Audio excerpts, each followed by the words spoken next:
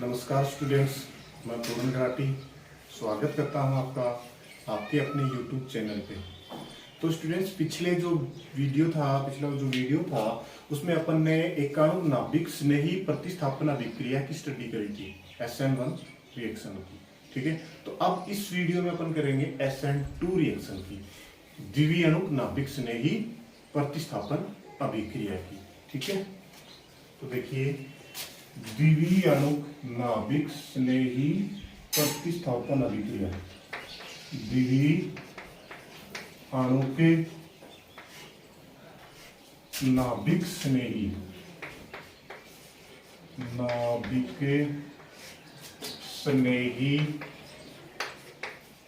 प्रतिस्थापन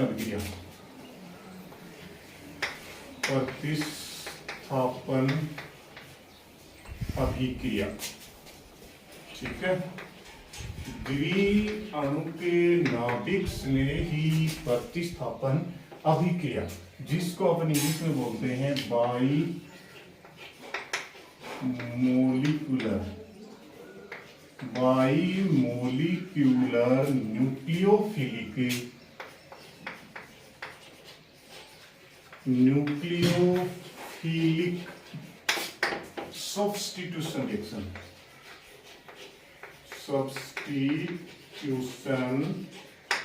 रिएक्शन। ठीक है, अपन इसको बोलते हैं by molecular nucleophilic substitution reaction, द्वितीय अणुक नाभिक स्नेही प्रतिस्थापन अभिक्रिया। इसी अभिक्रिया को ही अपन क्या कहते हैं, SN2 रिएक्शन भी इसे ही कहते हैं। By molecular nucleophilic substitution reaction को ही SN2 कहते हैं। मतलब 2 का मतलब 2 मोलिक्यूल और SN मतलब न्यूक्लियोफिलिक सब्स्टिट्यूशन।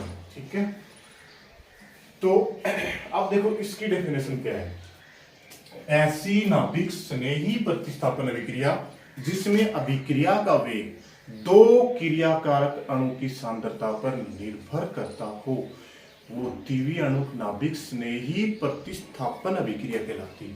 ऐसी नाभिक स्नेही प्रतिस्थापन अभिक्रिया जिसमें अभिक्रिया का वेग 2 क्रियाकारक अणुओं की सांद्रता पर निर्भर करता है। ऐसी न्यूक्लियोफिलिक सब्स्टिट्यूशन रिएक्शन जिसमें rate of reaction 2 reactant molecule की कंसंट्रेशन पर डिपेंड करता हो, वो क्या कहलाएगी, bimolecular nucleophilic substitution reaction. ठीक है, तो ऐसी नाभिक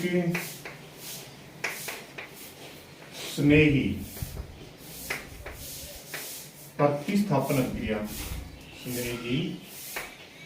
प्रतिस्थापन अभिक्रिया, जिसमें अभिक्रिया का वेग रेट ऑफ रिएक्शन, जिसमें अभिक्रिया वेग 2 क्रियाकारक अणु, 2 क्रियाकारक अणुओं की सांद्रता पर निर्भर करता है। अणुओं की सांद्रता पर निर्भर करता है, की सांद्रता पर निर्भर करता है, की सांद्रता पर निर्भर करता है, वो क्या कहलाएगी, द्वितीय अणुक नाभिक स्नेही प्रतिस्थापन अभिक्रिया कहलाएगी। ऐसी नाभिक स्नेही प्रतिस्थापन अभिक्रिया, ऐसी न्यूक्लियोफिलिक सब्स्टिट्यूशन रिएक्शन जिसमें रेट ऑफ रिएक्शन अभिक्रिया का वेग 2 क्रियाकारक अणुओं की सांद्रता पर निर्भर करता है, 2 रिएक्टेंट मॉलिक्यूल की कंसंट्रेशन पर डिपेंड करता है, द्वितीय अणुक नाभिक स्नेही प्रतिस्थापन अभिक्रिया या by molecular nucleophilic substitution reaction कहलाती है, जिसे SN2 अभिक्रिया भी कहते हैं। देखिए, अब ये जो अभिक्रिया है, ये जो अभिक्रिया है कैसे होती है, देखो जैसे ये है अपना R X plus N U और क्या बनाएगा आर एन यू और प्लस एक्स। इसकी जो मैकेनिज्म रिएक्शन वैसे ही होगी भाई, उसमें वैसे सेंटर में ऐसे दिखा रखी थी, लेकिन इसकी मैकेनिज्म थोड़ी सी उससे क्या होगी अलग होगी। SN2C आर एक्स की आर की जगह मैं कुछ ले लेता हूँ, जैसे CH3 ले लेता हूँ, क्या ले लेता हूँ CH3X, ठीक है, क्या ले लिया मैंने CH3X, ठीक है। तो अब इसकी मैकेनिज्म करते हैं, क्या करते हैं इसकी मैकेनिज्म, जिसको क्या बोलते हैं क्रिया विधि, क्या बोलते हैं क्रिया विधि। तो ये करते हैं देखो, तो अब इस पे क्या जुड़ेगा, इसमें कौन क्रिया करेगा NU न्यूक्लियोफाइल जुड़ेगा, ठीक है। तो अब देखो इसमें होता क्या है, इस अभिक्रिया के दौरान देखो SN1 में तो क्या है दो पदों में संपन्न हो रही थी, SN1 रिएक्शन कितने पदों में संपन्न हो रही थी दो पदों, लेकिन ये अभिक्रिया है ना एक ही पद में संपन्न होगी, एक ही पद में संपन्न होगी, ठीक है। अब देखिए इस अभिक्रिया के दौरान जो न्यूक्लियोफाइल है मेरे न्यूक्लियोफाइल SN1 में तो कहा था ये न्यूक्लियोफाइल, इसमें हैलोजन प्रतिस्थापी हैलोजन की जगह पर ही अटैक कर रहा था, पहले ये बॉन्ड टूट रहा था, ठीक है। लेकिन SN2 रिएक्शन के दौरान ये जो न्यूक्लियोफाइल है ये कहाँ अटैक करेगा, ये जो ये हैलोजन है ना प्रतिस्थापी हैलोजन, ये पर बाहर निकलेगा प्रतिस्थापी हैलोजन, और ये क्या अटैकिंग न्यूक्लियोफाइल आक्रमणकारी नाभिक स्नेही, ये आक्रमणकारी नाभिक स्नेही इससे क्या करेगा, ये आक्रमणकारी नाभिक स्नेही इसके क्या है विपरीत दिशा में 180 डिग्री के एंगल पर, विपरीत दिशा में 180 डिग्री के कोण पर अटैक करता है, कितने पर 180 डिग्री के कोण पर अटैक करता है, ठीक है। तो देखिए देखो सुनो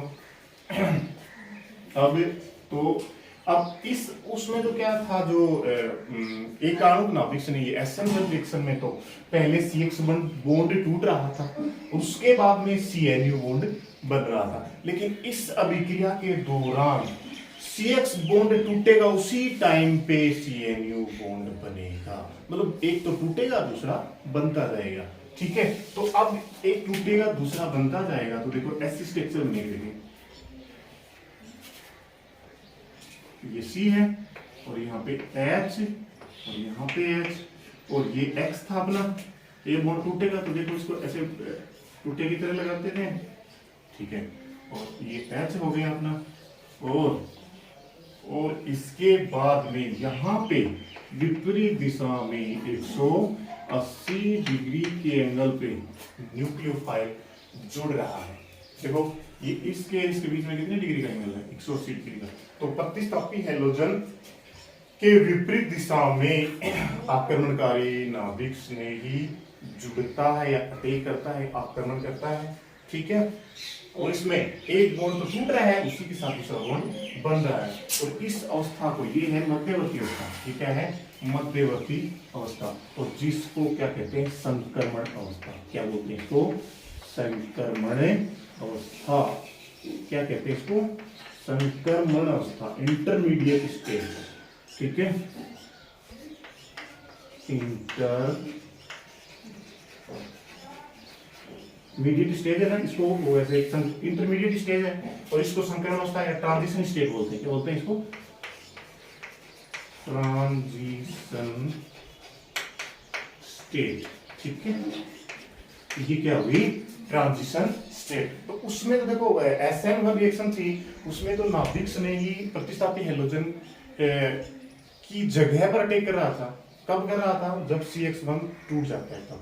अब इसमें नाभिक स्नेही है ना प्रतिस्थापी हैलोजन के विपरीत दिशा में 180 डिग्री के कोण पर अटैक कर रहा है, और कब कर रहा है जब CX बॉन्ड टूट रहा है उसी टाइम पे अटैक कर रहा है, मतलब जब CX बॉन्ड टूटेगा उसी टाइम पे क्या है CNU बॉन्ड बनेगा, ठीक है। इसमें उसमें तो क्या बन रहा था कार्बोकेटाइन मध्यवर्ती, और इसमें क्या बन रहा है संक्रमण अवस्था ट्रांजिशन स्टेट। अब ये जो संक्रमण अवस्था बनने के बाद प्रोडक्ट बनेगा, संक्रमण अवस्था बनने के बाद में क्या बनेगा प्रोडक्ट, वही CH3Nu जुड़ जाएगा इसके साथ और H से बाहर प्रतिस्थापित हो जाएगा। तो ये क्या बन गया अपना प्रोडक्ट, ये क्या बन गया प्रोडक्ट। ठीक है स्टूडेंट, तो देखिए एक बार मैकेनिज्म फिर से देख लें। इस अभिक्रिया में ये क्या एक ही पद में इसकी मैकेनिज्म होती है, एक ही पद होता है। ठीक है, तो इसमें पहले क्या CH3X ले लेते हैं, तो इसके जो न्यूक्लियोफाइल है ये हैलोजन है प्रतिस्थापी, ये और ये क्या है टेकिंग न्यूक्लियोफाइल। आक्रमणकारी नाभिक ने ही इसके विपरीत दिशा में 180 डिग्री पर क्या है कोण बनाता है। तो अब ये जो CX बॉन्ड टूटता है उसी वक्त CNU बॉन्ड बनता है। ये बॉन्ड बन रहा है, ये बॉन्ड टूट रहा है। ठीक है, अब इस जो अवस्था है ये इसको बोलते हैं संक्रमण अवस्था, ट्रांजिशन स्टेट। ठीक है, और इसमें ये क्या बन गया अपना प्रोडक्ट। अब इस अभिक्रिया के दौरान जो अभिक्रिया का वेग है वो दो क्रियाकारक अणु की सांद्रता पर निर्भर कर रहा है। जब भी तो ये परिभाषा हुई, दो क्रियाकारक अणु कौन कौन सा, एक तो ये वाला हेलोएल्केन वाला और एक अटैकिंग न्यूक्लियोफाइल। तो इसमें अभिक्रिया का वेग रेट ऑफ रिएक्शन कितने क्रियाकारक अणु की सांद्रता पर निर्भर कर रहा है, दो क्रियाकारक अणु की सांद्रता पर निर्भर कर रहा है। ये न्यूक्लियोफाइल माइनस का वो क्या होगा भाई, या तो माइनस का होगा या क्या है नॉन पेयर युक्त। तो ये ऐसे बन जाए, यहाँ पे हेलोजन माइनस के रूप में बाहर निकल जाएगा। तो इन दो पर निर्भर कर रहा है, इसीलिए तो इसकी अभिक्रिया की कोटि क्या हो जाएगी, फिर कोटि rate of order of reaction क्या हो जाएगी, दो। अभिक्रिया की कोटि क्या हो जाएगी, दो। तो ये है अपनी SN2 रिएक्शन की मैकेनिज्म, SN2 अभिक्रिया की क्रियाविधि। ऐसी नाभिक में ही प्रतिस्थापन अभिक्रिया जिसमें अभिक्रिया का वेग दो क्रियाकारक अणु की सांद्रता पर निर्भर करता है। SN2 रिएक्शन द्वितीय अणु नाभिक में ही प्रतिस्थापन अभिक्रिया कहलाती है। ठीक है, अब इसके बाद में मैकेनिज्म क्रियाविधि के बाद में आते हैं इसके गुण, किसके, SN2 के गुण, SN2 अभिक्रिया के गुण। द्वितीय अणु नाभिक ने ही bimolecular nucleophilic substitution reaction की प्रॉपर्टीज ऑफ SN2 रिएक्शन। ठीक है,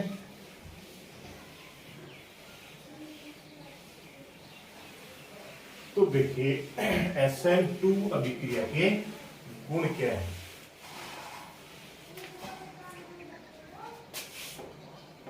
SN2 अभिक्रिया के गुण, प्रॉपर्टीज।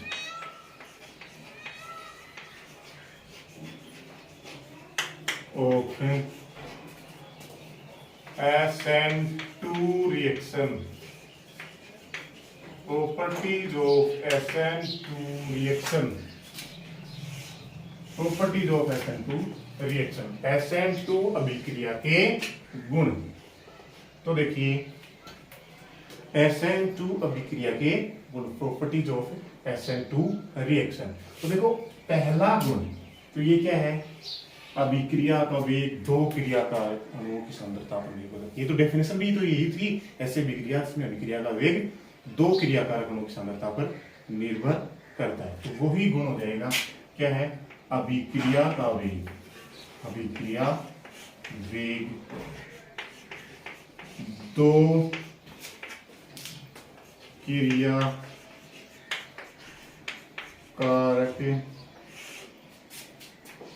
अणुओं की सांद्रता पर निर्भर करता है, पर निर्भर करता है।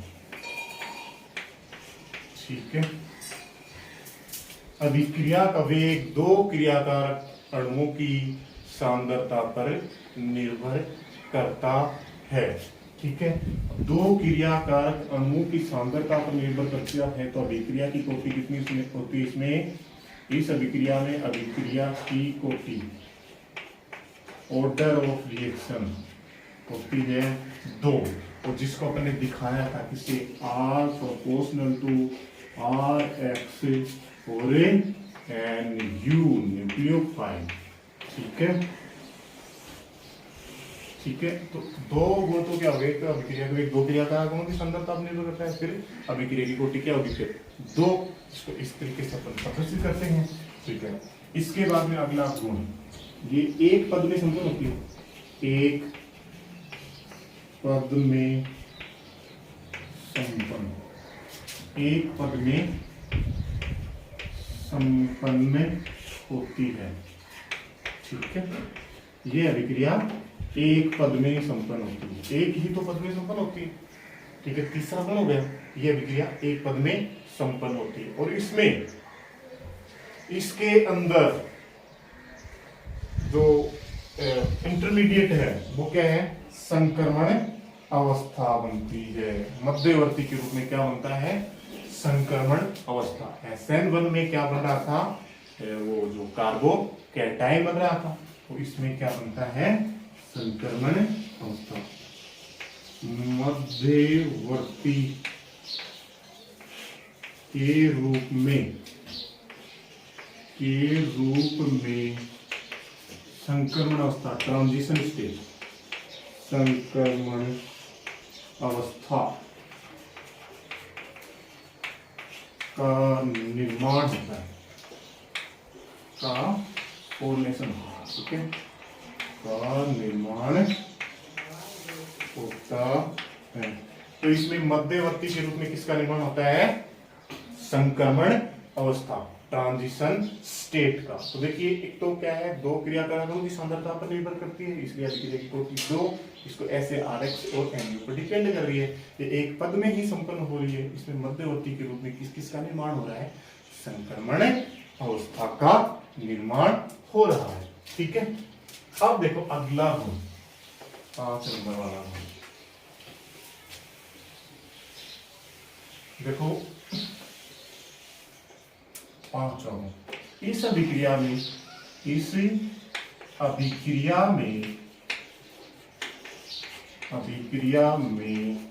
CX बंध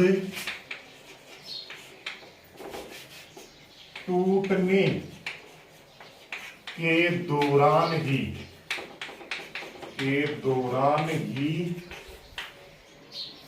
NUC, मतलब इसी तरीके से बनता है, NUC बंध का निर्माण होता है, NUC बंध का निर्माण होता है, बंध का निर्माण होता है। ठीक है स्टूडेंट, तो इस अभिक्रिया में जब CX बंध टूटेगा उसी टाइम पर NUC बंध बनता है। देखो संक्रमण अवस्था में अपने दिखाया था इस प्रकार से, C और ये X था, और ये इसी प्रकार से H जुड़ रहे थे ऐसे। तो ये बॉन्ड धीरे धीरे ब्रेक हो रहा था, ये बॉन्ड धीरे धीरे क्या हो रहा था, बने रहा था। तो इस अभिक्रिया में जब CX बंध टूटता है उसी समय NUC बंध बनता है। अब जब उसी टाइम पर CX बंध टूटता है तो ये क्या, आक्रमणकारी नाभिक ने ही हाइड्रोजन परमाणु की विपरीत दिशा में 180 डिग्री के कोण पे जुड़ता है कार्बन से। ठीक है, तो अब देखो सुनो, तो अब जो क्रियाकारक का अभिविन्यास और उत्पाद का अभिविन्यास क्या हो जाएगा, भिन्न भिन्न, मतलब कि अब उत्पाद का अभिविन्यास क्रियाकारक के अभिविन्यास से क्या हो जाएगा, परिवर्तित। ठीक है, और जो SN1 में था क्या था कि जहां पे पहले CX बंध टूटेगा, उसके बाद में CNU बंध यहीं पे मतलब हाइड्रोजन परमाणु की जगह पे ही न्यूक्लियोफाइल अटैक कर रहा था उसमें, तो उसमें अभिविन्यास कोण में कोई परिवर्तन नहीं आया था। क्यों, क्योंकि उसमें पहले CX बंध टूटता था SN1 में, और फिर CNU बंध बनता था, और कहाँ पे NU अटैक करता था, हाइड्रोजन परमाणु की जगह पे। तो ये यहाँ हाइड्रोजन है ना, यहाँ पे NU आ जाता था, तो कोई अभिविन्यास में परिवर्तन नहीं हो रहा था। लेकिन अब क्या है, NU इस हाइड्रोजन के विपरीत दिशा में जुड़ रहा है, तो अभिविन्यास में क्या आएगा, परिवर्तन, अभिविन्यास कर देगा, बदल देगा। ठीक है, तो देखो इस अभिक्रिया के दौरान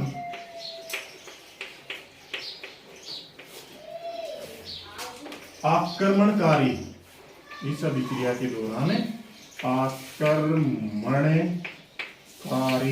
अटैकिंग नाभिक स्नेही, आक्रमणकारी नाभिक स्नेही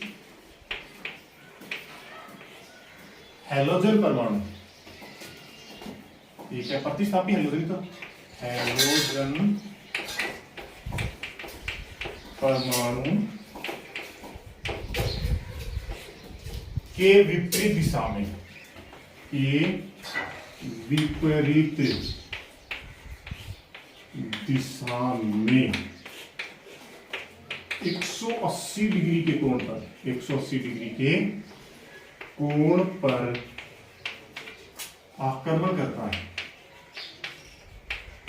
आक्रमण करता है, ठीक है, कर रहा है कि नहीं। देखो इसमें क्या है, इस अभिक्रिया के दौरान आक्रमणकारी नाभिक स्नेही हैलोजन परमाणु के विपरीत दिशा में 180 डिग्री के कोण पर आक्रमण करता है, ठीक है, जिस कारण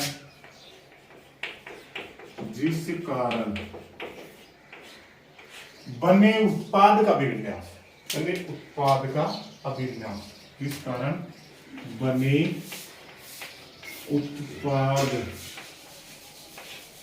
का अभिविन्यास, बने उत्पाद का अभिविन्यास क्रिया कारक के अभिविन्यास से अलग होता है या भिन्न होता है, क्रिया कारक के अभिविन्यास से भिन्न होता है, अभिविन्यास से भिन्न होता है, भिन्न होता है,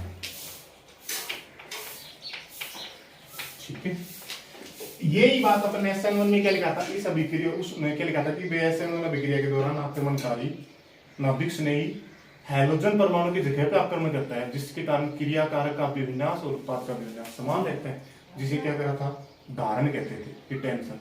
तो अब इस अभिक्रिया में क्या है, आक्रमणकारी नाभिक स्नेही हैलोजन परमाणु के विपरीत दिशा में 180 डिग्री के कोण पर आक्रमण करता है, जिस कारण बने उत्पाद का अभिविन्यास क्रिया कारक के अभिविन्यास से क्या होता है, भिन्न होता है, जिसे क्या कहते हैं, जिसे वाल्डन प्रतिपन्न, जिसे वाल्डन प्रतिपन्न, वाल्डन इन्वर्जन, ठीक है, जिसे अपन क्या कहते हैं, वाल्डन प्रतिपन्न, वाल्डन इन्वर्जन कहते हैं, ठीक है। तो ये हो गया छठा गुण, इसका SN2 रिएक्शन का छठा गुण, ठीक है। अब इसमें सातवां गुण क्या आएगा कि इस अभिक्रिया में रेसेमिक मिक्सर, रेसेमिक मिश्रण का निर्माण नहीं होता है, ठीक है, सातवां गुण।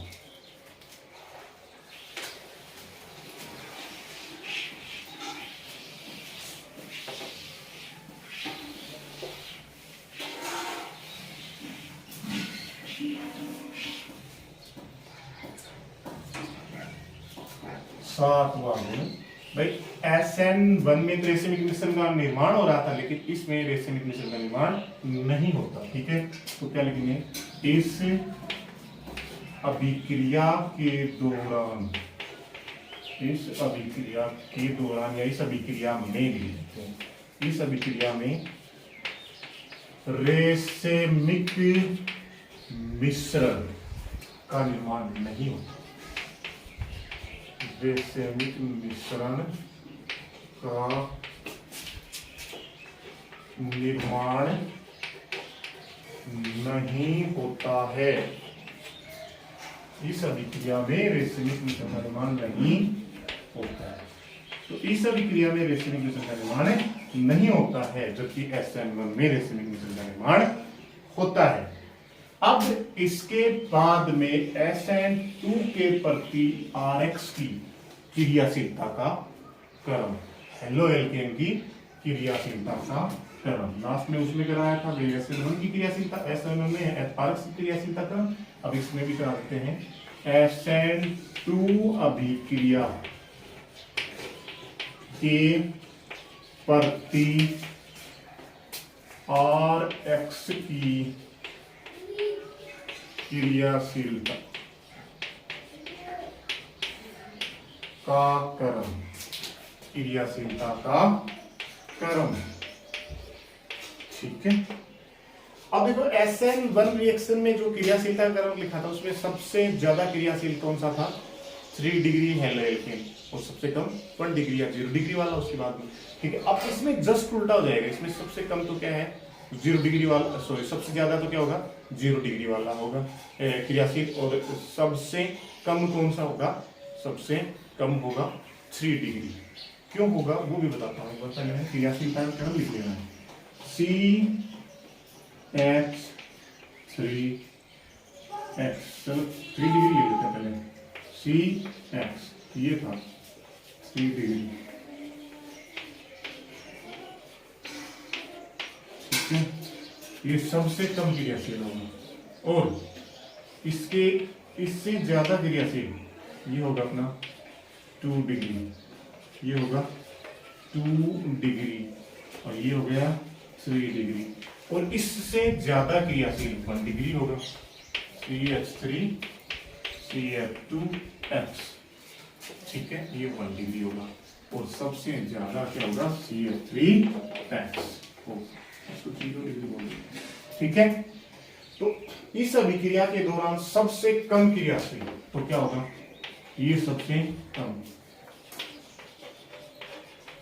सबसे कम क्रियाशील, और ये क्या होगा? सबसे अधिक, ये क्या होगा? सबसे अधिक क्रियाशील। क्यों होता है इसका रिजन देखो, इस अभिक्रिया के दौरान अटैकिंग न्यूक्लियोफाइल, अटैकिंग आक्रमणकारी नाभिक ने ही इस हेलोजन परमाणु की विपरीत दिशा में 180 डिग्री कोण पे क्या बनाता है? बंद बनाता है, 180 डिग्री कोण पर अटैक करता है, आक्रमण करता है। अब जब आक्रमणकारी को 3 डिग्री है, अब देखो ये सी, फिर ये C H 3 C H H ऐसे जुड़ेंगे, एच एच ऐसे जुड़ेंगे, तो इस बेचारे अटैकिंग एजेंट को, कौन सा अटैकिंग न्यूक्लियोफाइल है, आक्रमणकारी नाभिक से नहीं को जगह ही नहीं मिलेगी है, तो वो कैसे अटैक करेगा? अब जगह ना मिलना क्या किसके कारण हो रहा है? इसके त्रिविमीय विन्यास के कारण। तो अब इसमें क्या है, इसमें आसानी से जगह मिल जाएगी, इस जो हेलोजन परमाणु के विपरीत दिशा में 180 डिग्री कोण पर अटैकिंग रीजेंट, कौन सा? न्यूक्लियोफाइल, आक्रमणकारी नाभिक स्नेही को आसानी से जगह मिल जाएगी, तो वो वहां पे अटैक कर लेगा। लेकिन इसमें आसानी से जगह ही नहीं मिल पाई, तो इस पे अटैक कैसे करेगा? अटैक कैसे नहीं करेगा तो उसकी क्रियाशीलता का क्रम भी क्या होगा? आसानी से अटैक नहीं करेगा तो क्रियाशीलता का क्रम भी क्या होगा? कम। तो इसका कम होने का कारण है, सबसे कम इसका कारण है त्रिविम बाधा, त्रिविम बाधा। अब जगह नहीं मिल रही है ना अटैक होने, अटैक करने के लिए, तो ये किसके कारण नहीं मिल रही? त्रिविम बाधा के कारण, ठीक है, स्टेरिक हिंड्रेंस के कारण, ठीक है, किसके कारण? स्टेरिक हिंड्रेंस के कारण,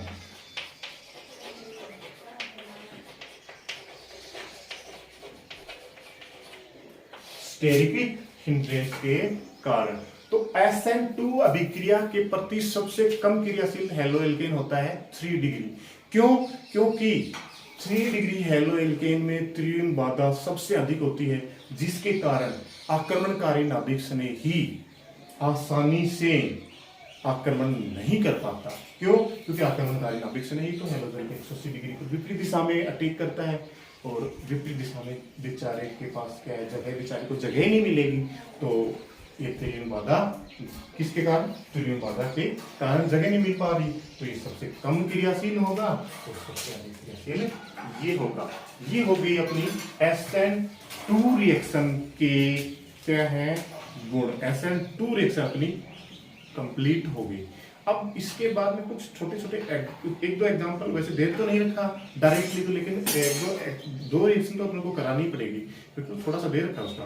तो क्या है, 2 रिएक्शन नाभिक स्नेही प्रतिस्थापन अभिक्रिया के 2 उदाहरण करेंगे अपन। किसके, कौन से में? हेलो एल्केनों की नाभिक स्नेही प्रतिस्थापन अभिक्रिया के उदाहरण, ठीक है। अब करेंगे हेलो एल्केन की नाभिक स्नेही प्रतिस्थापन अभिक्रियाओं के उदाहरण, और 2 रिएक्शन तो जरूर ही करेंगे, क्योंकि उसका कुछ इनडायरेक्टली दे रखा है।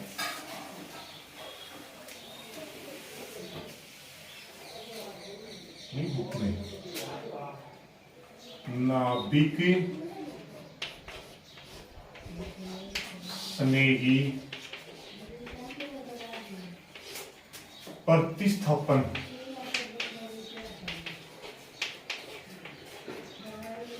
अभिक्रिया के उदाहरण, इसमें हेलो एल्केनो, हेलो एल्केनो की नाभिक स्नेही प्रतिस्थापन अभिक्रिया के उदाहरण। ठीक है, तो नाभिक स्नेही प्रतिस्थापन अभिक्रिया कौन कौन सी है? देखो, एक तो देखो जो ये RX है ना, ये जो RX है उसकी रिएक्शन मैं करा दूं KCN से, तो CN क्या है, नाभिक स्नेही के रूप में काम करता है, और जो CN है ना, CN न्यूक्लियोफाइल के रूप में काम करता है, और CN का क्या है, C भी बॉन्ड बनाता है, और C भी बॉन्ड बनाता है, और N भी बॉन्ड बनाता है, लेकिन एक समय एक ही बॉन्ड बनाता है। तो ये CN है ना, ये CN, इसको बोलते हैं उभय तंतु नाभिक स्नेही। क्या बोलते हैं? उभय तंतु के नाभिक स्नेही। क्या बोलते हैं इसको? उभय तंतु, एम्फीडेंटेड न्यूक्लियोफाइल बोलते हैं, क्योंकि इसके दोनों परमाणु बंध बना सकते हैं।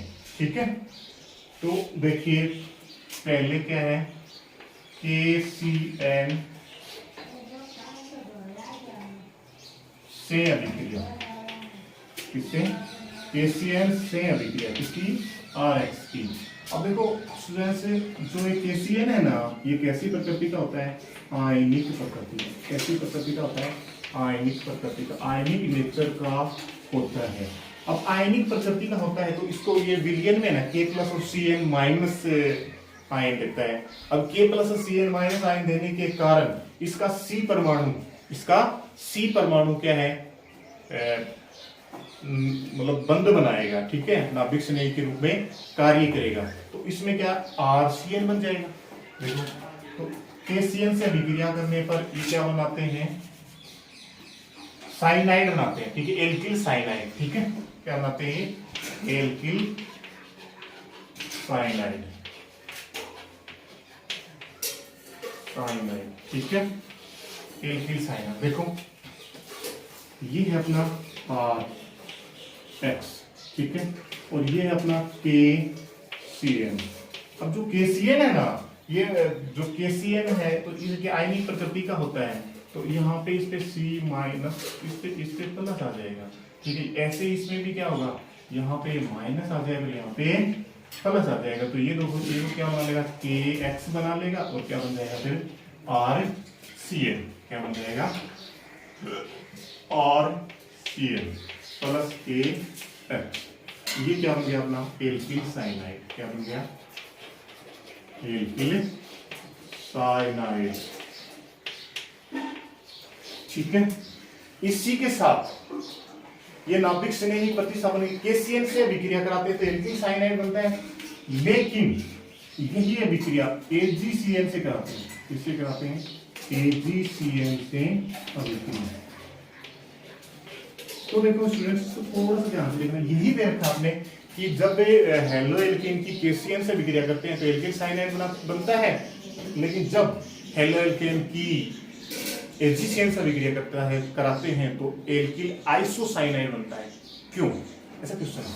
तो देखो ये जो AgCN है ना, इसकी प्रकृति है सहसंयोजक। कैसी है? सहसंयोजक। ठीक है, तो Ag प्लस CN माइनस में तो टूटेगा नहीं, तो ये सहसंयोजक नेचर का होने के कारण इसमें जो N परमाणु है ये क्या बनाता है, ये किसके रूप में कार्य करेगा? नाभिक स्नेही के रूप में। ठीक है, ये ध्यान रखना है कि KCN आयनिक प्रकृति का होता है, जिसके कारण इसका C परमाणु किसके रूप में काम कर रहा है? नाभिक स्नेही के रूप में। ठीक है, तो किसी पे माइनस आ जा रहा है, और इसमें सहसंयोजक प्रकृति क्या है, तो इसका N परमाणु नाभिक स्नेही के रूप में कार्य करता है। क्यों? क्योंकि इसके पास क्या है? Lone pair. क्या है? लोन पेयर होता है। अपन को पता है नाइट्रोजन के पास एक लोन पेयर होता है। तो AgCN की जब हेलो एल्केन से अभिक्रिया कराते हैं तो एल्किल आइसोसाइनाइड निर्माण, इसका निर्माण होता है एल्किल आइसोसाइनाइड। आइसोसाइनाइड का निर्माण होता है, साइनाइड का, ठीक है।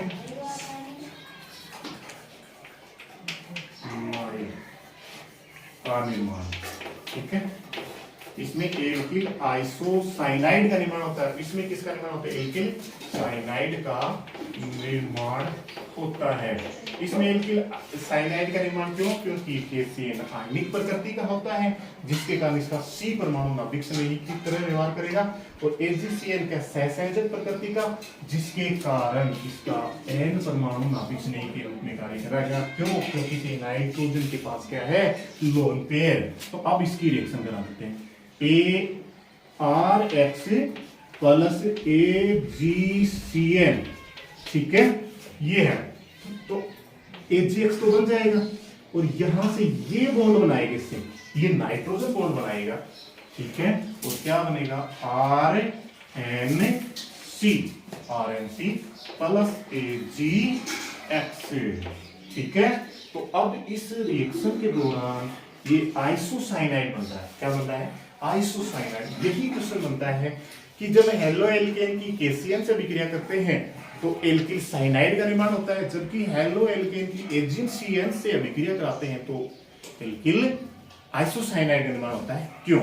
क्योंकि हेलो एल्केन की जब KCN से विक्रिया कराते हैं तो KCN क्या है? आयनिक प्रकृति का, जो विलयन में क्या है? K+CN के रूप में, CN- के रूप में पाया जाएगा, जिसके कारण कार्बन परमाणु बंध निर्माण करेगा। किसे? हेलो एल्केन के कार्बन से, ठीक है। और जो CC बॉन्ड है वो क्या है? CN बॉन्ड की तुलना में क्या होता है? मजबूत भी होता है, ठीक है।